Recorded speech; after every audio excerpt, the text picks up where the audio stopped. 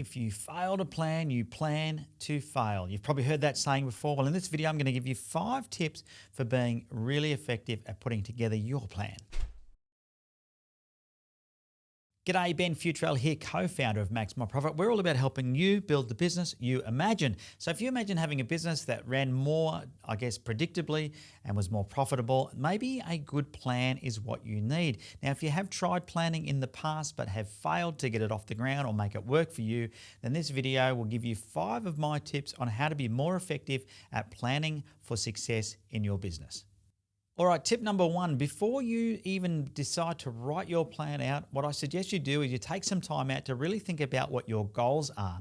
If you think about your plan as a bit of a step-by-step guide on how to achieve something, you certainly need to start with the end in mind. And if you ever drive somewhere in your car, I'm pretty sure the first thing you do is you pop the address into your GPS, or you look at the address on a map if you're still using map books, which I highly doubt, but if you are, but we would always start with the end in mind. And this is how we need to approach our plan as well. Now, before you sit down to even think about writing any kind of plan, really get clear on what the outcome is or what the destination looks like.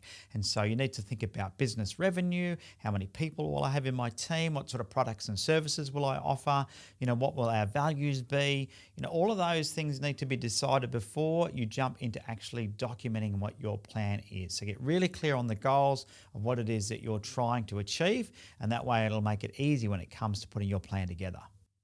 Now, once you've got your goals and your desired outcomes clearly listed, you can start to put together a bit of a step-by-step plan. Now, if you think about climbing a mountain, you do it one step at a time, and building a business is exactly the same. So what you want to do is you want to make sure that you're very clear about what goals you're trying to achieve, and then you can start to break it down into more manageable size chunks. So for example, let's say you wanted to do a turnover of $1 million, then you can break that down to a monthly amount of $84,000. You can then break that down into a weekly amount of $21,000, and then of course a daily amount of around about $4,200. Now, what this allows you to do is to then start targeting a specific amount per day, and if you've over that amount, then great, you're on track. And if you're below the amount, you're not. Now, these things are called KPIs, or key performance indicators, and these are what will determine whether or not you're on track with the goals that you set. Okay, so set your goals and then break it down into step-by-step actions and KPIs to help you achieve those goals.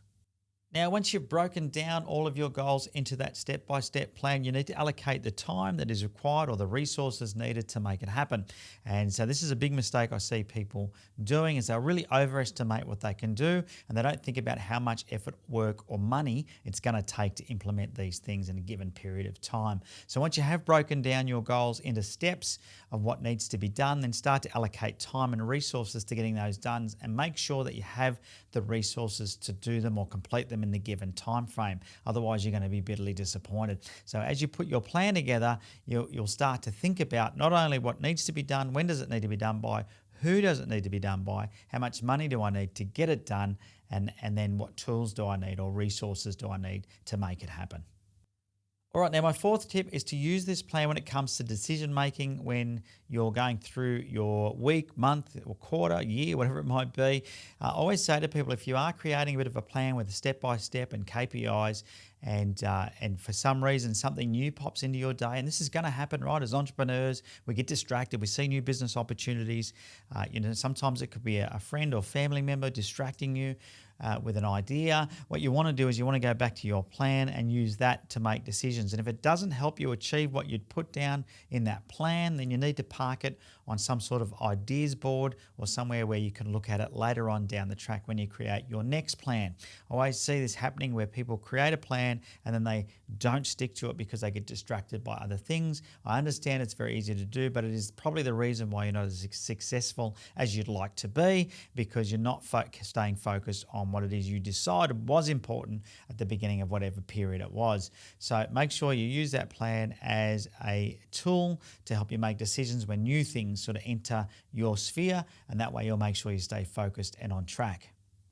All right, my fifth tip is to make sure that you review the plan on a regular basis. It's one thing to create the plan, but then what I see people doing is sticking it in the top drawer of their cupboard, their shelves, and never looking at it again. And this is no way to treat a plan. If you've gone to the trouble of creating this plan and then putting KPIs in there and all the steps to complete the plan, it would make sense that you review it on at least a weekly basis to make sure that you're on track. Look at what you said you're going to do, and then work out where you are. So using those KPIs, and then you can decide whether or not you're on track and if there's any tweaking that is needed. Now, plans can change and need to be dynamic. They're never fixed 100%. So if you said that you need to generate 30 leads per week to get the desired outcome and 30 leads a week wasn't cutting it, then you may need to revise it to go to 35 leads a week or whatever it might be.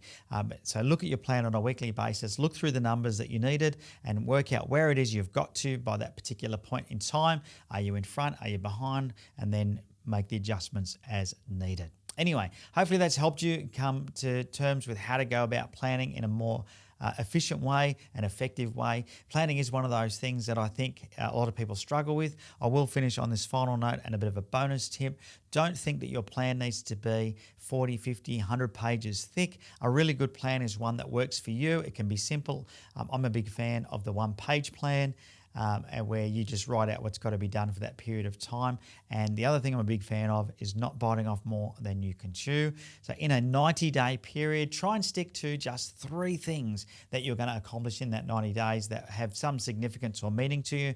And ask yourself with those 3 things, would I look back on that 90-day period and be really stoked that I achieved those? If the answer is yes, then that's all you need in that plan. Don't go shoving stuff in there because you feel compelled to do more than what you're capable of, or you will fall flat on your face. And of course, all that does is lead to you not being as successful as you can be. Alrighty, thanks for watching. If you've enjoyed the video, give it a thumbs up and I'll see you on the next one.